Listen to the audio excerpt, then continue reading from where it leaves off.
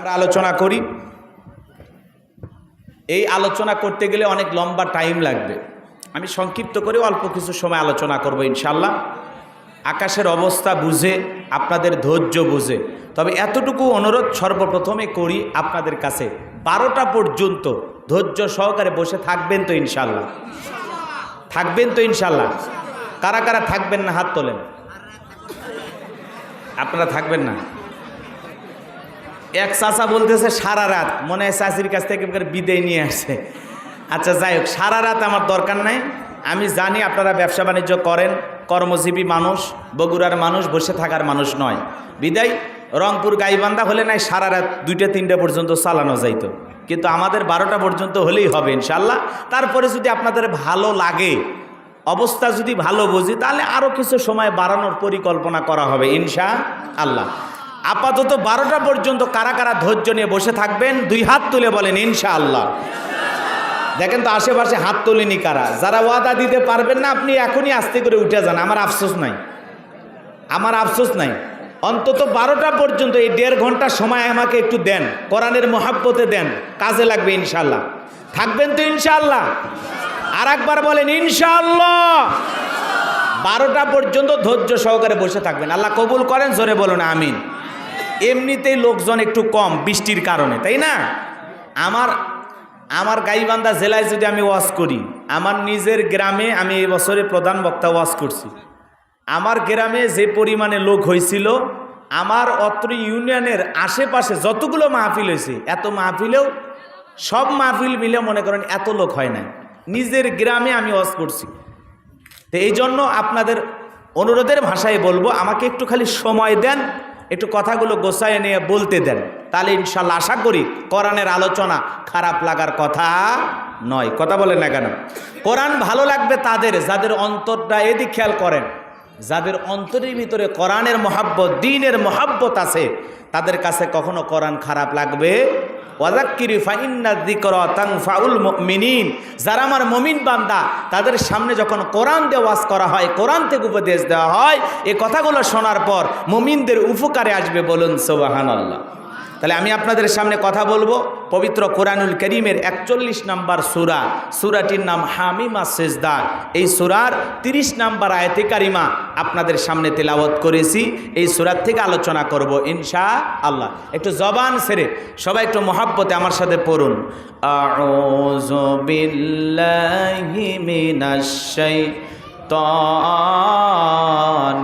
রাজীম।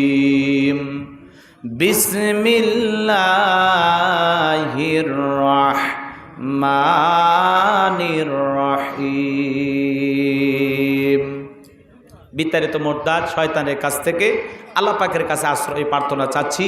পরম করুণাময় অসীম দয়ালু আল্লাহর নামে শুরু করছি। আমরা যে কোনো কাজ শুরু করব কার নামে? আরো জোরে বলেন তো, কার নামে? আল্লাহর নামে কাজ শুরু করলে বরকত আছে না নাই? যে কোনো কাজের শুরুতে আমরা স্মরণ করব কাকে? আরো জোরে বলেন কাকে? একটু কথাগুলো মনোযোগ দিয়ে শুনুন ভাই, কথা বলেন না পেছনে। আমার আল্লাহ রাব্বুল আলামিন বলেন, ইন্নাল্লাযীনা ক্বালু রাব্বুনাল্লাহু সুম্মাস্তাকামু তাতানাজ্জালু আলাইহিমুল মালাইকাতু আল্লা তাখাফু ওয়ালা তাহজানু ওয়া আবশিরু বিল জান্নাতিল্লাতী কুনতুম তুআদুন।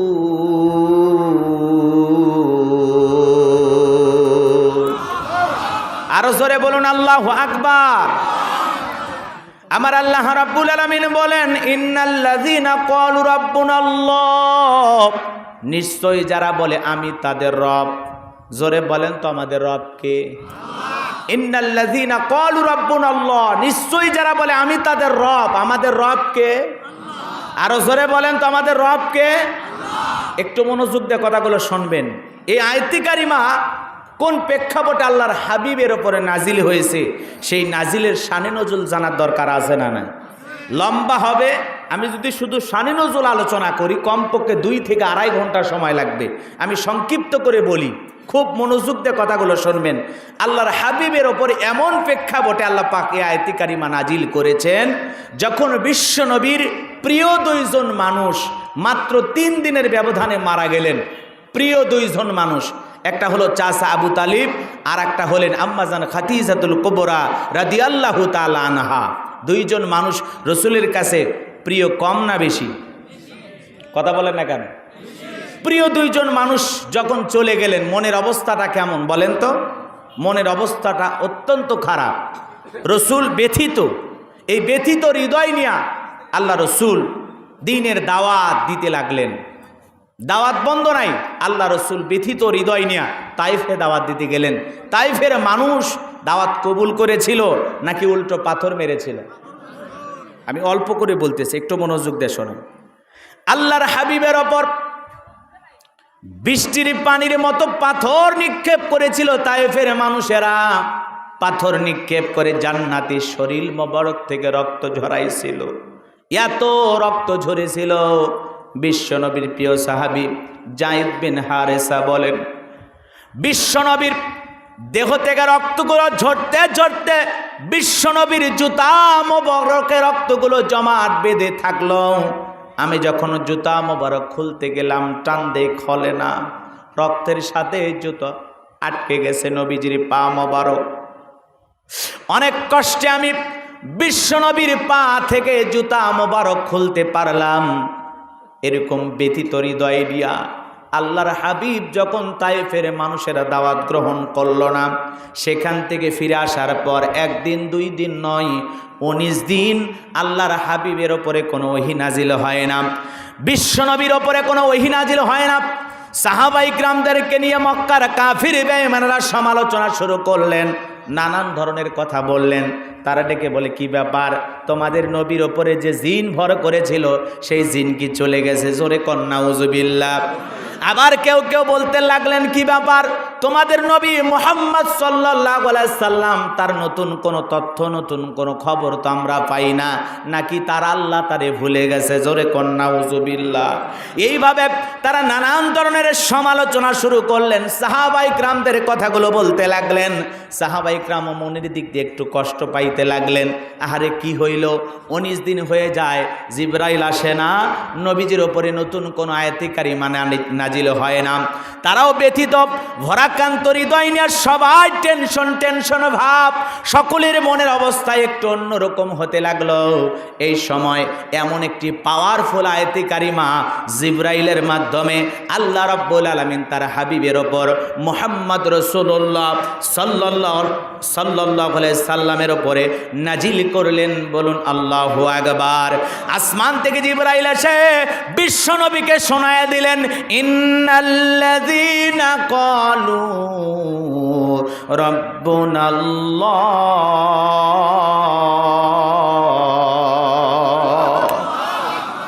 এমন একটি পাওয়ারফুল আয়াতে কারিমা নাজিল করে আল্লাহ পাক জানায়া দিলেন, ইন্নাল্লাযীনা ক্বালু রাব্বুনাল্লাহ, নিশ্চয়ই যারা বলে আমি তাদের রব, সুম্মাস্তাকামু, এতঃপর অবিচল অটল থাকে, তাতানাজ্জালু আলাইহিমুল মালাইকা, আসমান থেকে তাদের উপরে ফেরেশতা অবতীর্ণ হয়, ফেরেশতা নাজিল হয়। ফেরেশতা এসে বলে, আল্লাহ তাখাফু, ভয় পেও না, ওয়ালা তাহজানু, চিন্তা করো না, ওয়া আবশিরু বিল জান্নাতিল্লাতী কুনতুম তুআদুন, তোমাদেরকে যে জান্নাতের প্রতিশ্রুতি, যে জান্নাতের ওয়াদা দেওয়া হয়েছিল, সেই জান্নাত পেয়ে তোমরা আনন্দিত হও, সেই জান্নাতের সুসংবাদ পেয়ে তোমরা আনন্দিত হও। চিৎকার মেরে বলুন সুবহানাল্লাহ।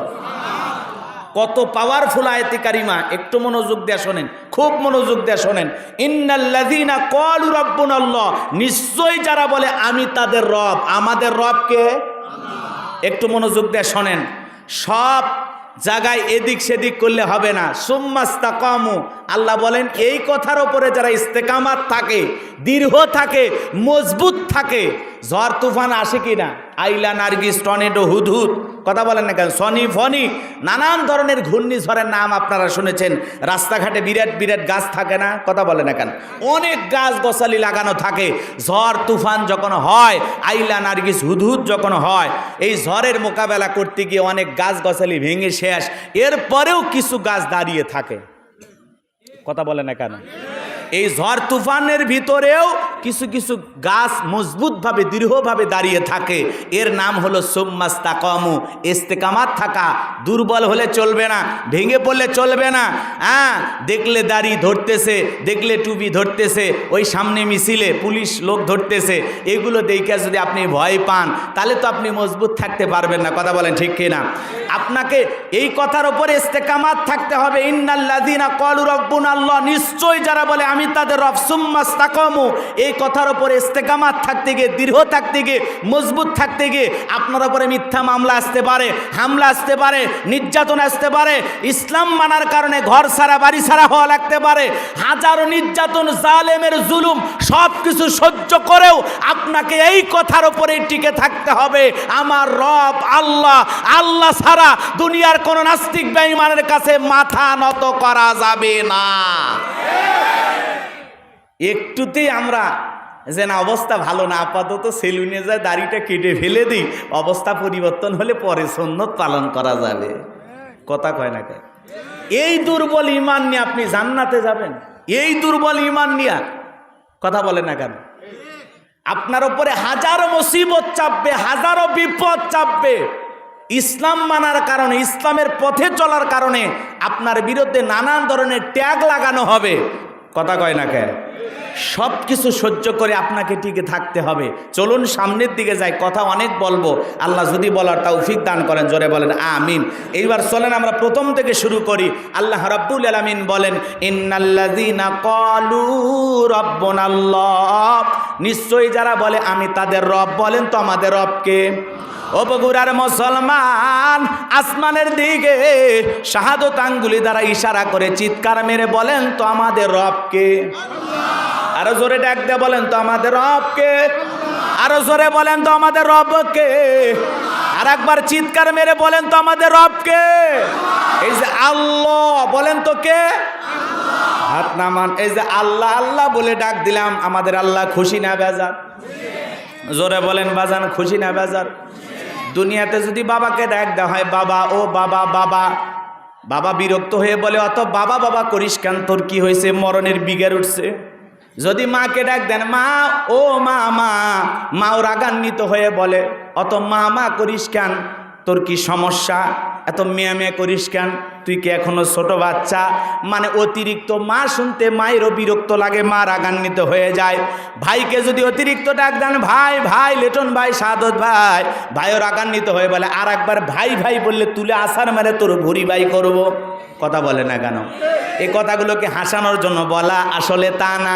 দুনিয়াতে যদি বাবাকে অতিরিক্ত বাবা বাবা ডাকা হয়, বাবারও মেজাজে গরম হয়, অত বাবা বাবা শুনতে বাবারও ভালো লাগে না। দুনিয়াতে মাকে যদি মা বলে ডাকা হয়, অত মা মামা শুনতে মায়েরও ভালো লাগে না, মায়েরও মেজাজ গরম হয়ে যায়। অত ভাই ভাই শুনতে ভাইয়েরও ভালো লাগে না, ভাইয়েরও মেজাজও গরম হয়।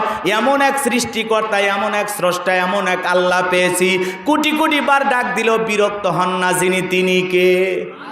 আরো চিৎকার মেরে বলেন তো কে? এই সময় যত ডাকবেন বেশি তত আল্লাহ হবে খুশি, যত ডাকবেন বেশি তত আমরা আল্লাহর নিকটবর্তী বান্দা হব। ফাজকুরুনি আযকুরুকুম ওয়াশকুরুলি ওয়ালা তাকফুরুন। বান্দারে, আমি আল্লাহকে স্মরণ করো, আমি আল্লাহও তোমাদেরকে স্মরণ করব। বলুন সুবহানাল্লাহ। এই জন্য আমরা আল্লাহর গোলাম, আল্লাহর বান্দা, আল্লাহর কৃতজ্ঞতা আদায় করতে হবে। কিন্তু আমরা মানুষ বড় অকৃতজ্ঞ। ইন্নাল ইনসানা লিরাব্বিহি লাকানুদ। আল্লাহ বলেন মানুষ বড় অকৃতজ্ঞ, অস্বীকারী, নিমক হারাম। কথা কয় না কেন? অনেকে ভাবতেছেন হুজুর নিমক হারাম এমন একটা কথা বললেন, বোঝেন নাই। কথা বলতে গেলে লম্বা হবে, আমি লম্বা করব না। বাড়িতে যে একটা কুকুর চেনেন তো, মিস্টার ডগ চেনেন না? অনেকের বাড়িতেই থাকে। একটা কুকুরকে আপনি কি খাওয়ান? সারাদিন কি ওর জন্য ভিআইপি কোনো খাবার দেন না। আপনি বাড়িতে গরুর গোশত নিয়ে খাবার বসছেন, বাজান, খাবার খাইতে গিয়ে শুকনো একটা হাড় পাইছেন, এই গালের মধ্যে নিয়ে চাপ দিলেন না, ভাঙে না, এই গালের মধ্যে নিয়ে না, ভাঙে না। অনেক চেষ্টা করে আপনি যখন হাড়টা খাইতে না পারলেন, তখন ডাক দেন, এ লালু খা ফি সাবিলিল্লাহ। কথা কয় না কে? অনেক চেষ্টা করার পরে যখন পারলেন না, তখন আপনি কুকুরকে ডাক দিয়ে ওইটা দিলেন। কুকুর বলে, মনিব আমি রাগ করি নাই, আমি জানি আপনি ব্যর্থ, আপনি ফেল মারছেন আর আমারে বলতেছেন যা দিলাম হিসাবিল্লাহ, তাতেও কোনো আফসোস নাই। আপনি খাইতে পারেন নাই, আপনার এটোটা আমারে দিয়েছেন, আমি মন খারাপ করি নাই। আপনার শুকনো এই হাড় খেয়ে রোদ বৃষ্টি ঝড় তুফানে আপনার বাড়ি পাহারা দেব, কথা বলে ঠিক কে না? শুকনো হাড়টা খেয়ে কুকুর মনিবের বাড়ি পাহারা দেয়। অপরিচিত মানুষ দেখা মাত্র বাড়ি কোথায়, কোথা থেকে আসছো, কার সাথে দেখা করতে চাও, এই বাড়ির কোন লোকের সাথে তোমার পরিচয় আছে, ওর ভাষায় ও বুঝাইয়া দিতে চায়, কথা কর না কে? কুকুর তো আর ওইভাবে কথা বলে না, ঘেউ ঘেউ করে না, তাই না? এইবার যখন ওপরতলা থেকে বাড়ির মালিক ডেকে বলে এ লালু চুপ, তখন কুকুর বলে যাও, ভিতরে ঢোকার অনুমতি আছে। এইবার কুকুরও পিছন পিছন যায়। মনিব, ওই বাড়ির মালিক আর আগন্ত ব্যক্তি দুইজন মিলে কথা বলে। কুকুর নেজ দাঁড়ায় আর চতুর্দিক দিয়ে ঘোরে, একবার মালিকের চেহারার দিকে তাকায় আর একবার আগন্ত ব্যক্তির দিকে তাকায়, আর মনে মনে এটা বুঝায় দেয় মালিক একবার খালি বলো লোকটারে চিনি না, এমন কামড় দেব 14টা ইঞ্জেকশন দিয়েও পার পাবে না, কথা কোন ঠিক কে না? কিন্তু বাড়ির মালিক যখন বলে এই দূর হয়ে যায় এখান থেকে, সর সর সর, ডিস্টার্ব করিস না, তখন বলে ও আপনার পরিচিত মানুষ, আগে বলবেন খামাকায় খালি ডিউটিটা করলাম, কথা বোঝেন নাই মনে হয়। শুকনো একটা হাড়কে কুকুর মালিকের বাড়ি পাহারা দেয়, রোদ বৃষ্টি ঝড় তুফান সব কিছুর মোকাবেলা করে বাড়ি ছাড়ে না, ঘর ছাড়ে না। আরে অপরিচিত লোক রাতের 2টা 3টার দিকে বাড়ির দিকে যখন আসতে চায়, চিৎকার মেরে তার মালিককে জাগ্রত করে দেয়, দেখেন তো এই লোকটাকে চেনেন কিনা, নাকি চুরির মতলবী বাড়িতে ঢুকছে। একটা কুকুর শুকনো হাড় খেয়ে যদি মনিবের এতটা শুকরিয়া আদায় করতে পারে, আমরা হলাম আশরাফুল মাখলুকাত, সৃষ্টির সেরা, যে আল্লাহ এত নিয়ামত এত রিজেক দিয়ে আপনাকে আমাকে লালন পালন করতেছে, সে আল্লাহর কৃতজ্ঞতা আদায় করার দরকার আছে না নাই? তাহলে উঠতে বসতে জবান ছেড়ে জিকিরি করব কার? তাহলে চিৎকার মেরে বলেন তো আমাদের রব কে? ইন্নাল্লাযীনা ক্বালু রাব্বুনাল্লাহ, নিশ্চয়ই যারা বলে আমি তাদের রব। একটু মনোযোগ দিয়ে কথাগুলো বোঝার এবং শোনার চেষ্টা করবেন বাজান গো আমার। রুহের জগতে আল্লাহ পাক আপনাকে আমাকে সৃষ্টি করার পর আপনাকে আমাকে প্রশ্ন করলেন আলাস্তু বিরব্বিকুম, আমি কি তোমাদের রব নই? আমরা সেদিন সবাই জবাব দিয়ে বলেছিলাম ক্বালু বালা, অবশ্যই আপনি আমাদের রব।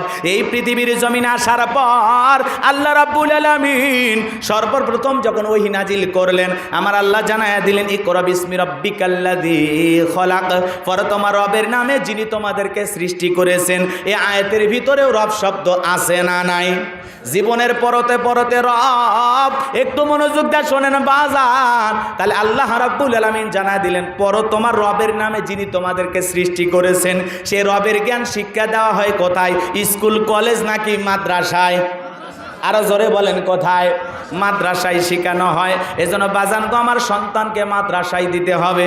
মাদ্রাসায় পরে একটা বাচ্চা বাড়িতে যায়, বাবারে সালাম দেয়, মারে সালাম দেয়, দাঁড়িয়ে পেশাব করে না, বৈশা বৈশা পেশাব করে, কথা বলেন না কেন? আর কত ছেলে স্কুল কলেজে লেখাপড়া করে, আরে ছেলেটা আজিজুল হক কলেজে পড়াশোনা করে, বা দামি দামি কলেজে পড়াশোনা করে, এরকম ছেলে পেলে নাই। এলাকায় পালসার গাড়ি নিয়ে এদিক সেদিক ঘোরাফেরা করে, যখন পেশাবের চাপ দেয় রাস্তার মধ্যে ওপেনে দাঁড়াইয়া সেন্টা টান দিয়ে কুকুরের মতো দাঁড়িয়ে থেকে পেশাব করে, বসেও না। এরকম আল্লাহওয়ালা সন্তান আছে না নাই? দেখেননি মনে হয়? কিন্তু কোনো মাদ্রাসার বাচ্চাকে কি দাঁড়িয়ে পেশাব করতে দেখছেন? কথা বলে না কেন? কিন্তু কলেজ ইউনিভার্সিটিতে পড়াশোনা করে এমন সন্তানকে কি আপনার এরকম কায়দায় পেশাব করতে দেখেন নাই? এ বাজান গো আমার, এই জন্য সন্তানটাকে দিন শিখাইতে হবে, মাদ্রাসামুখী বানাইতে হবে।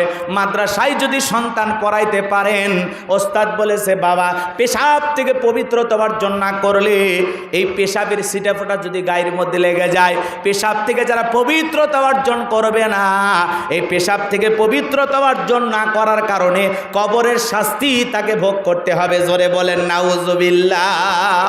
ছোট্ট বাচ্চায় মাদ্রাসায় পড়ে, কি সুন্দর ব্যবহার, বাবারতে সালাম দেয়, মাকে সালাম দেয়, নানা নানি দাদা দাদিকে সালাম দেয়, গ্রামবাসীকে সালাম দেয়। এই জন্য সন্তানকে যদি আদর্শ সন্তান হিসেবে করে তুলতে চান, মাদ্রাসায় পড়ানো ছাড়া বিকল্প কোনো রাস্তা নাই, কথা বলেন ঠিক কে না? লম্বা হবে, আমি লম্বা করব না বাজানো গো। আল্লাহ রাব্বুল আলামিন বলেন ইকরা বিসমি রাব্বিকাল্লাযী খলাক, পর তোমার রবের নামে যিনি তোমাদেরকে সৃষ্টি করেছেন। এই আয়াতের ভিতরে রব শব্দ আছে না নাই? যেই সূরাটা জীবনে সবচাইতে বেশি তেলাওয়াত করি, সূরাতুল ফাতিহার 1 নাম্বার আয়াত, জবান ছেড়ে সবাই পড়ুন, আলহামদুলিল্লাহি রাব্বিল আলামিন। সমস্ত প্রশংসা, যাবতীয় প্রশংসার একমাত্র মালিক তিনি, সৃষ্টিকুলের রব, আমাদের প্রতিপালক, আমাদের আল্লাহ যিনি। এই আয়াতের ভিতরে রব শব্দ আছে না নাই? আপনি আমি যখন রুকুতে চলে যাই কি তাসবিহ পড়ি? সুবহান রাব্বিয়াল আযীম, সুবহান রাব্বিয়াল আযীম। রব শব্দ আছে না নাই? রুকু হতে দাঁড়ানোর সময় কি বলি? কথা কয় না কেন? সামি আল্লাহু লিমান হামিদা, রব্বানা লাকাল হামদ। রব শব্দ আছে না নাই? এরপরে যখন আপনি আমি সিজদায় মাথাটা নত করি, বাজানো গো, সিজদাতে গিয়ে যে তাসবিহ পড়ি, কি তাসবিহ পড়ি? সুবহান রাব্বিয়াল আ'লা, সুবহান রাব্বিয়াল আ'লা। রব শব্দ আছে না নাই? কথা বলেন, আছে না নাই? এরপরে যখন আপনি আমি নামাজ শেষ করি, আল্লাহর কাছে দুহাত পেতে দোয়া করি, কি বলি? রব্বানা আতিনা ফিদ দুনিয়া হাসানাতাও ওয়া ফিল আখিরাতি হাসানাতাও ওয়া কিনা আযাবান নার। সূরা বাকারার 201 নাম্বার আয়াত, আল্লাহর কাছে ডেকে বলি, হে আমাদের রব, আমাদেরকে দুনিয়ার কল্যাণ দান করো, আখিরাতের কল্যাণ দান করো, আর ওই কঠিন জাহান্নামের আগুন থেকে আমাদের মুক্তি দাও। জীবনের পরতে পরতে সব জায়গায় রব। পবিত্র কোরআনুল কারীমের সর্বশেষ যেই সূরা, সূরাটির নাম হলো নাস, তার 1 নাম্বার আয়াত, কুল আউযু বিরাব্বিন নাস। এই আয়াতের ভিতরে রব শব্দ আছে না নাই? বাজান গো আমার, সব জায়গায় রব। আপনি আমি যেদিন মারা যাব, মসজিদের মাইকে যেদিন এলান জারি হবে, এই গ্রামের অমুক ব্যক্তি বেঁচে নাই, ইন্না লিল্লাহি ওয়া ইন্না ইলাইহি রাজিউন। আপনার আমার মৃত্যুর সংবাদ শোনার পর ছেলেটা কেঁদে বলবে বাবা নাই, মেয়েটা কেঁদে বলবে বাবা নাই, প্রিয়তমা স্ত্রী কেঁদে বলবে আমার স্বামী নাই, মা বাবা বেঁচে থাকলে বলবে কলিজার ধনটা হারাইলাম। এ বাজান, আপনি আমি যেদিন মারা যাব, আত্মীয় স্বজন সবাই ছুটে আসবে আপনাকে আমাকে দেখার জন্য, চোখের পানি ছেড়ে দিয়ে আপনাকে আমাকে শেষ বিদায় জানার জন্য মানুষগুলো ব্যস্ত হয়ে যাবে। যতই 2 তালা 4 তালা 5 তালা 10 তালা বাড়ির বানান বাজান, যতই ভারতের ওই রাজস্থানের পাথর দিয়া বাড়ি বানান, আর দামি চাইনা টাইলস দিয়ে আপনার ঘর বাড়ি বানান, আপনি আমি যেদিন মারা যাব, যেই বাথরুমে 4-5 লাখ টাকা খরচ কইরা আপনার বাথরুমটা সাজাইছেন, আপনার জীবনের শেষ গোসল ওই টাইলসওয়ালা বাথরুমে হবে না। কথা বলেন ঠিক কি না? এ বাজান, ওই 2 তালা 3 তালা 5 তালা থেকে নামাইয়া দেখে রঙিন পোশাক খুইলা আপনাকে আমাকে উলঙ্গ কইরা গোসল করায়া দেবে, মশারি টাঙাইয়া দেখে রঙিন পোশাক খুইলা যখন আপনাকে আমাকে গোসল করা দেবে, ছোট্ট মেয়েটাকে দে বলবে আমার বাবা কেন কোনো কথা বলে না, আমার বাবাকে কেন মশারির নিচে গোসল করায়া দেয়, আমার বাবাকে অন্য মানুষ কেন গোসল করায়া দেয়, আমার বাবা কেন নড়ে না সরে না।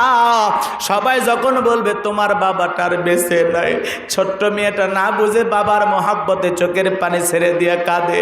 ছোট ছেলেটা কেঁদে বলে মা, বাবা প্রতিদিন গোসল কানায় গোসল করে, আজকে কেন অন্য মানুষ বাবাকে ধরে গোসল করে দেয়, আমার বাবা কেন কোনো কথা বলে না, আমার বাবার দেহটা কেন নড়ে না। ছোট্ট বাচ্চাটা আব্বু আব্বু বইলা কাঁদে, ছোট্ট মেয়েটা আব্বু আব্বু বইলা কাঁদে, তাদেরকে বোঝানো যায় না, বোঝানো যায় না। কত ভিডিও দেখো রে যুবক, ছোট্ট বাচ্চার বাবা মারা গেছে, ছোট্ট বাচ্চা বাবার লাশের মুখে চুমা খায়, বাবার কপালে চুমা খায়, বাবার কবরের পাশে দাঁড়ায় হাউ বাউ করে কাঁদে।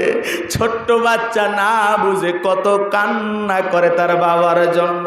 এ বাজান গো আমার, আপনাকে আমাকে গোসল করায় দিয়া চকলেটের মতো সাদা কাপড়ের মধ্যে মরাইয়া বাজান গো আমার ওই মসজিদের খাটিয়াটাতে নিয়ে আইসা আপনার আমার দেহটা যখন খাটিয়ার ওপরে তুলবে, 4 জন বরযাত্রী ধইরা এক পা দুপা করে ওই বাঁশের যারে পুকুর পারে আপনার আমার কবরস্থান, ওই জায়গায় এক পা দুপা করে সবাই চলে যাবে। জানাজার নামাজটা পড়াইয়া তিনজন ব্যক্তি যখন কবরে নামবে, এ বাজান গো আমার, আপনার আমার লাশটা যখন কবরের ভিতরে রেখে দেবে, এ বাজান গো আমার, ওই কবরে লাশটা রাখার পর একটু দূর আকাশ দেখা যায়। একে একে যখন সবাই কবর থেকে উঠবে, কবরে যখন বাঁশের বিছানা বিছায়া দেবে বাজার, ওই বাঁশের ছিদ্রগুলো দিয়ে সামান্য আলো কবরের ভিতর প্রবেশ করবে। একে একে যখন সবাই কবর থেকে উঠে বাঁশের বিছানা বিছায়া দেওয়ার পর এইবার যখন কবরের উপরে মাটি দিয়ে দেবে, কবরে যখন মাটি দেওয়া হবে বাজার, ওই মাটিগুলো জুরজুর করে কবরের ভিতরে পড়বে কাপড়ের কাপড়ের ওপর। কবরে মাটি দেওয়ার পর আত্মীয় স্বজন সবাই যখন দোয়া করে এক পা দুপা করে চলে আসবে বাড়ির দিকে, কবরে থাকা ব্যক্তি চিৎকার মেরে কাঁদবে, আমাকে একা রাইখা যাইও না। কবরে থাকা ব্যক্তির চিৎকার দুনিয়ার কেউ শুনতে পাবে না। চিৎকার মেরে কাঁদবে আর ডেকে বলবে, আমাকে একা রাইখা যাইও না, আমি একা কবরে থাকতে পারবো না। সেই কবরের ডানে মাটি বামে মাটি, মাটির হবে বিছানা, ওপরেতে বাঁশের ছাউনি, কবর নাম তার ঠিকানা। ওই কবর বড় কঠিন জায়গা। আল্লাহ রসুল বলেছেন যে কবরে চলে গেল তার চাইতে অসহায় আর কেউ নাই। আমার নবীজি বলেছেন যে কবরে চলে গেল তার চাইতে অসহায় আর কেউ নাই। কবর বড় কঠিন জায়গা। ওই কবর কারো জন্য জান্নাতের টুকরো, কারো জন্য জাহান্নামের গর্ত গর্ত গর্ত। ওই কবরে যদি কেউ গুনাহ নিয়ে যায়, কবরের মাটি এমন জোরে চাপ দেবে বাজার, এক পাজরের হাড় অন্য পাজরে ঢুকে যাবে। কবরে থাকা ব্যক্তি যদি গুনাহগার হয়, কবরে থাকা বিষাক্ত সাপ একবার যদি সবল বাড়ে, পা থেকে মাথা পর্যন্ত বিষের যন্ত্রণায় দেহটা ছটফট করবে। ওই কবরে রাখার পর ফেরেশতারা এসে কবরে শায়িত থাকা ব্যক্তিকে তিনটা প্রশ্ন করবে। এক নাম্বার প্রশ্ন হলো, মার রব্বুকা, তোমার রব কে? বলেন তো, প্রশ্নের ভিতরে রব শব্দ আছে না নাই? জীবনের পরতে পরতে রব, রুহের জগৎ থেকে শুরু করে কবর পর্যন্ত সব জায়গায় রব আছে না নাই? বলেন তো বাজান, কবরে প্রশ্ন যখন করা হবে, মার রব্বুকা, তোমার রবকে, ওই খবর বড় কঠিন জায়গা। নবীর প্রিয় জামাই হযরত ওসমান রাদিয়াল্লাহু তাআলা আনহু কবর দেখে অঝরে চোখের পানি ছেড়ে দিয়া কান্না করতেন। সাহাবায়ে কেরাম ডেকে বলে, ওসমান কেন আপনি কান্না করেন? হযরত ওসমান ডেকে বলে, কবর হলো প্রত্যেকটা মানুষের প্রথম ঘাঁটি, প্রথম স্টেশন। এই কবরের ভিতরে তিনটা প্রশ্ন করা হবে। যে সঠিক উত্তর দিতে পারবে তার কোনো টেনশন নাই, যে উত্তর দিতে পারবে না তার যন্ত্রণার কোনো শেষ নাই। বাজান গ, ওই কবরের ভিতরে এক নাম্বার প্রশ্ন করা হবে, মার রব্বুকা, তোমার রবকে? যারা দুনিয়াতে রবের গোলামি করেছে, এক আল্লাহর ইবাদত করেছে, 5 ওয়াক্ত সালাত মসজিদে আদায় করেছে, কোরআন সুন্নাহ মোতাবেক জীবনটা সাজাইছে, সিরাতাল মুস্তাকিমের পথিক হবে যারা, যারা হবে খাঁটি মুমিন, খাঁটি মুসলমান, তাদেরকে যখন জিজ্ঞাসা করা হবে, মার রব্বুকা, যারা রবের গোলামি করে কবরের ভিতরে প্রবেশ করবে, আল্লাহর ইবাদত করে কবরে প্রবেশ করবে, তাদেরকে যখন বলা হবে মার রব্বুকা, ওই মুমিন মুত্তাকি খাঁটি মুসলমান উত্তর দিয়া বলবে, রব্বি আল্লাহ, রব্বি আল্লাহ, আমার রব আমার আল্লাহ। আল্লাহু আকবার। কিন্তু যারা গুনাহগার, নাফরমান, বেঈমান, আল্লাহর বিধান মানে নাই, যারা অবাধ্য, আল্লাহর গোলামি করে নাই, যারা কোরআন সুন্নাহ মোতাবেক চলে নাই, যারা বলেছে খাও দাও ফুর্তি করো, দুনিয়াটা মস্ত বড়, রঙিন দুনিয়ার মহাব্বতে পড়ে, রঙিন বেড়াজালে পড়ে আমোদ প্রমোদে দিনগুলো কাটাইছে, হেলাই খেলাই নামাজ পড়ে নাই, হেলাই খেলাই কোরআন পড়ে নাই, হাসি তামাশা রঙ্গমঞ্চ করে দুনিয়াতে যারা সময়গুলো ব্যয় করেছে, শয়তানের ধোকায় পড়ে, শয়তানের ওয়াসওয়াসায় পড়ে, আল্লাহর ইবাদত থেকে যারা পিছিয়ে ছিল, যারা ইবাদত বندگی করে নাই, শয়তানের ধোকায় যারা বোকা হয়ে দুনিয়ার জমিনে চলেছিল, ওদেরকে যখন প্রশ্ন করা হবে মার রব্বুকা, যারা ইমানদার নয়, নেককার নয়, আল্লাহর প্রিয় বান্দা নয়, তারা এই প্রশ্নের উত্তর দিতে পারবে না। কথা বলেন ঠিক কিনা? ওই কবরের ভিতরে যখন প্রশ্ন করা হবে মার রব্বুকা, তোমার রবকে, যারা আল্লাহর গোলামি করে নাই, রবকে মানে নাই, আল্লাহকে সৃষ্টিকর্তা হিসাবে মানেই নাই, এই দুনিয়ার জমিন আল্লাহর ইবাদত করে সময় কাটাই নাই, আল্লাহর সেই নাফরমান অবাধ্য বান্দা উত্তর দিতে পারবে? বলেন পারবে? আপনি আমি সকলেই জানি কবরে কি প্রশ্ন করবে, উত্তর কি হবে। এমন একটা কবরের জিন্দিগি, এমন একটা পরীক্ষার জিন্দিগি, সেই প্রশ্ন ওপেন, উত্তর ওপেন, আমাদের জানা আছে, কিন্তু আমল করবে যারা, উত্তর দিতে পারবে তারা। আমল যারা করে নাই, উত্তর দেওয়ার ভাগ্য তাদের হবে। যতই আপনি জানেন কোনো লাভ হবে না। কথা বলেন না কেন? রাগ করতেছেন মনে হয়, লম্বা হবে, আমি লম্বা করব না। তাহলে কবরের 1 নাম্বার প্রশ্ন, মার রব্বুকা, তোমার রবকে। যারা রবের গোলামি করেছে, এক আল্লাহর ইবাদত করেছে, তারা উত্তর দিতে পারবে রব্বি আল্লাহ। যারা আল্লাহর গোলামি করে না, এক আল্লাহর ইবাদত করে নাই, তারা কেউ উত্তর দিতে পারবে না। কথা বলেন ঠিক কিনা? তাহলে জীবনের সব জায়গায় পরতে পরতে রব। এই জন্য আল্লাহ রাব্বুল আলামিন বলেন, ইন্নাল্লাযীনা ক্বালু রাব্বুনাল্লাহ, নিশ্চয়ই যারা বলে আমি তাদের রব, আমাদের রবকে। আরো জোরে, বিরক্ত হচ্ছেন? ইন্নাল্লাযীনা ক্বালু রাব্বুনাল্লাহ, এটুকুর আলোচনা আমি একটু করতেছি, যদি বুঝাইতে চাই অনেক লম্বা হবে, অনেক লম্বা হবে। ইন্নাল্লাযীনা ক্বালু রাব্বুনাল্লাহ, নিশ্চয়ই যারা বলে আমি তাদের রব, আমাদের রবকে বলেন তো? আল্লাহ আমার রব, এই রবই আমার সব। কথা বলেন না কেন? আল্লাহ এমন একজন রব, বান্দা চাওয়ার আগে যিনি দেন তিনি আমাদেরকে। আরো জোরে বলেন তো? আল্লাহর কাছে চাইতে হয় না, বান্দার মতো বান্দা যদি হইতে পারে, না চাইলেও আল্লাহ দেবে। সুবহানাল্লাহ বলেন। এই জন্য আল্লাহ বলেন, ইন্নাল্লাযীনা ক্বালু রাব্বুনাল্লাহ, নিশ্চয়ই যারা বলে আমি তাদের রব। বলেন তো মুমিন হিসাবে, মুসলমান হিসাবে আমাদের রবকে।